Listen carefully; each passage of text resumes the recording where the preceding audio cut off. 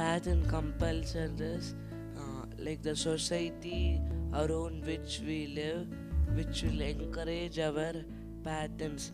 Like how Swami told, the moment you go to your bed, the bedroom is associated with laziness pattern. So the moment you just go and lie down or sit on the bed, also you will start sleeping, because the area and the society around there is compelling you towards a pattern of laziness. So like that, what I feel as pattern compulsion is the society around you or a place or area around you which is compelling you for or encouraging you towards some patterns. What I feel is like the society around you is encouraging your patterns. Like for example, you have a powerlessness pattern. So you already know that you're powerless, but the society around you, the Sangha around you continues to enrich that pattern, continues to support that pattern until because powerlessness is like saying no to life. When society, when the Sangha around you starts encouraging that pattern, starts supporting that pattern, it will start getting powerless more and more. So when life hits you at one point, not only in front of the powerlessness, you'll think that life is life is so suffering, life is so much of suffering. We'll start saying no to life. So at that time we'll feel like life is more like a suffering, then life is trying to tell you that please go to powerlessness, become powerful.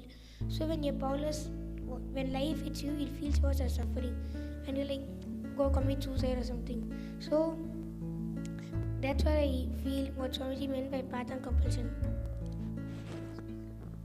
Just adding a point, what I understood in Swamiji said pattern compulsion was that suppose you have some pattern like laziness or something, instead of standing up and deciding for life, you just give in to your pattern will force you to do whatever it is. Like suppose it's laziness, it'll just force you to continue being lazy, and it'll just make you give in to it completely. You won't stand up for it and be powerful. That's what I feel.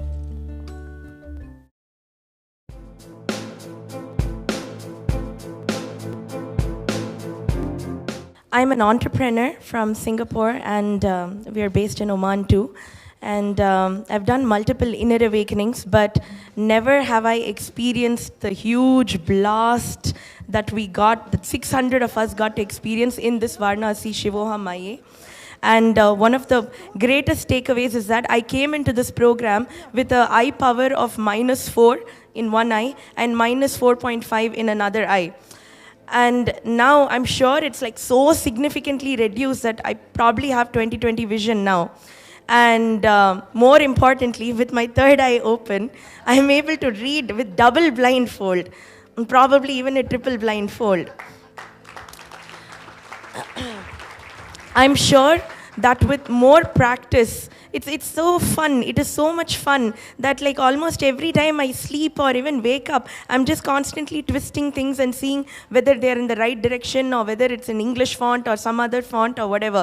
Constantly playing. I'm actually 30 years old, but I feel like some 4-year-old kid simply playing with like all the powers given by a very rich father. So... And not only that, I found that my intuition has gotten so extremely sharp.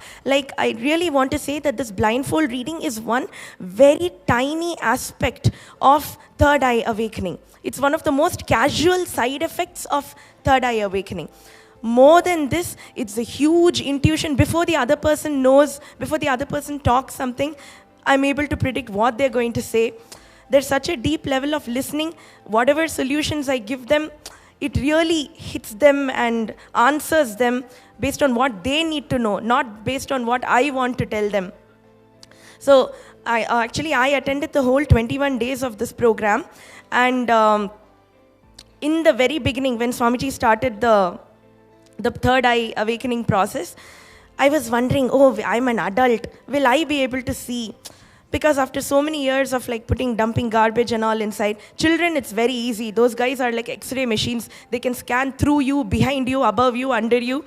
But I really wondered if I could also do.